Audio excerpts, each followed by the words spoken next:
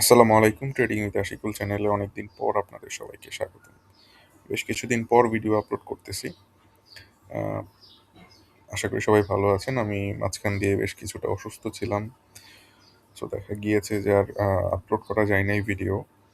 তো in the mean time আরেকটা problem হয়েছে, ট্রেডিং ভিউতে ডিএসির চার্টগুলো আপডেট হচ্ছে না।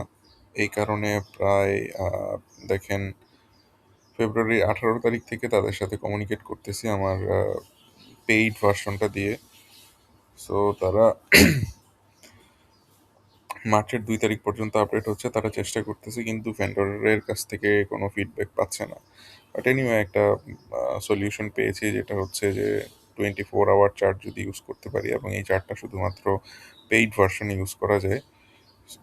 সো এইটাতে মোটামুটি ডাটাগুলা আসতেছে, রিসেন্ট ডাটাগুলা। দেখেন এখানে 5 তারিখের, মানে গতকালকের ডাটা আসছে, বাট লাইভ মার্কেট ডাটা পাওয়া যায় না। সো এটাও একটা কারণ ছিল। আলটিমেটলি আমাদের ইন্ডেক্সটা বর্তমানে নির্বাচনের পরের দিন যেই বাড়লো, এরপরে কিন্তু কমে গেছে এখান থেকে অনেকটা।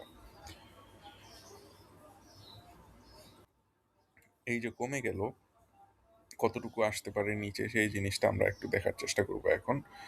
আহ, আমরা যদি ফিবোনাকি রেশিওটা ইউজ করি, তাহলে দেখতে পাই যে মার্কেট যতটুকু বেড়েছিল তার অর্ধেক কমেছে।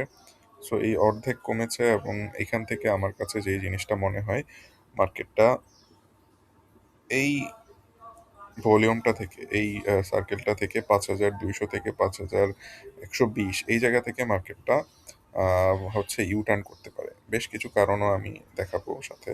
দেখেন এখানে 200 মুভিং অ্যাভারেজ আছে। আগামী দিন যদি মার্কেটটা একটু কমে, বা 2 দিন যদি মার্কেটটা কমে, এই জায়গাতে আছে 5,120, 30 বা 40-এর কাছাকাছি আসে, এখান থেকে দেন মার্কেটটা আবার ঘুরে যেতে পারে। এবং যদি যদি 1 আওয়ার চার্ট দেখেন, 1 আওয়ার চার্ট আবার দেখতে পাচ্ছি যে 200 মুভিং অ্যাভারেজের ঠিক উপর থেকেই মার্কেটটা সাপোর্ট পেয়েছে কিছুটা। সো এই জায়গাতে আমাদের ফিবোনাচি রেশিওর মধ্যে আমরা দেখতে পেয়েছি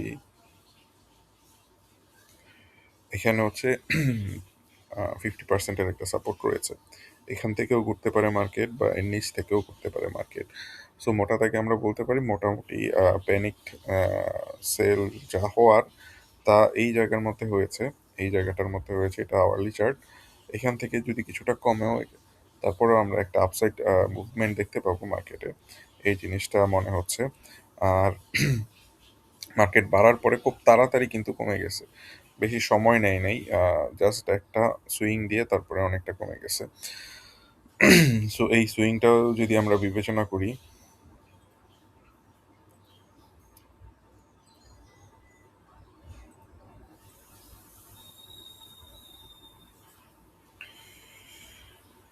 তাহলে আমরা দেখতে পাচ্ছি যে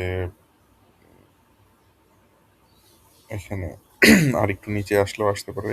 এই সার্কেলটার মধ্য থেকেই 5,220 থেকে 5,120, এই জায়গাটার মধ্য থেকেই মার্কেটটা ঘুরে যাবে। এখন এই যে কোনো জায়গায় এই জিনিসটা হতে পারে। এবং আমরা যদি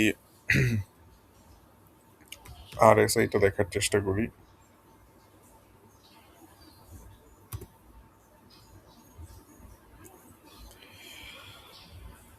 আরএসআইটা আওয়ারলি চার্টে একেবারে 30-এর নিচে অবস্থান করছে। সো এখানে আমরা কোনো ডাইভারজেন্স কি দেখতে পাচ্ছি? তেমন কোনো ডাইভারজেন্স দেখতে পাচ্ছি না।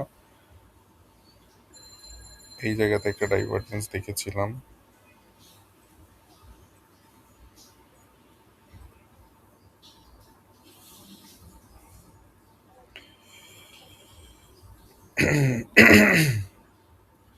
ডাইভারজেন্সটা প্লে করে নাই, যে ডাইভারজেন্সটা ছিল।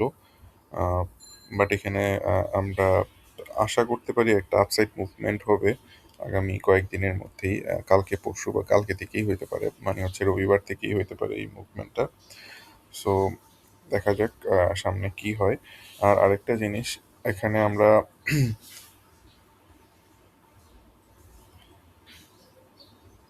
ডেইলি চার্টে 39 RSI এ আমরা বেশ কিছু সাপোর্ট দেখতে পাচ্ছি। এই জায়গাতে দেখেন সাপোর্ট পেয়ে উপরে গেছে, এইখান থেকে আবার উপরে গেছিল, এইখান থেকে আবার নিচে আসছে। মানে বেশ কিছু জায়গায় এই জায়গাটা টাচ করেছে। বর্তমানে 42 আছে, এটা আগামী দিন একটু কমলে দেখা যাবে যে এই জায়গা থেকে মার্কেটটা আবার উপরে যাওয়ার চেষ্টা করবে। সো অনেকগুলো দৃষ্টিকোণ থেকেই মনে হচ্ছে মার্কেট হয়তো এই সার্কেলটা থেকে ঘুরে যাওয়ার সম্ভাবনা আছে। যেভাবে উপরে উঠেছে তার চেয়ে দ্রুত গতিতে নেমেছে। ইরান, ইসরায়েল বা আমেরিকার যে ওয়ার, এটা আসলে এটার মেইন ক্যাটালিস্ট ছিল, এত তাড়াতাড়ি নিচে নামার কথা ছিল না। যাই হোক, এখন আপনারা যারা যেই পজিশন হোল্ড করতেছেন, আমার মনে হয় না কোনো কিছু ছেড়ে দিয়ে ভালো কিছু হবে, ওগুলা ধরে রাখতে পারেন। কারণ মার্কেটটা যখন ঘুরে যাবে তখন আপনাদের এইসব শেয়ারগুলোই আবার আস্তে আস্তে আগের জায়গায় যাওয়ার চেষ্টা করবে, যদি না তার স্টপ লস ব্রেকআউট করে নিচে চলে যায়। তো এই ছিল মোটামুটি আজকের আলোচনা। সবাই ভালো থাকেন, দোয়া রাখবেন আমার জন্য। আল্লাহ হাফেজ।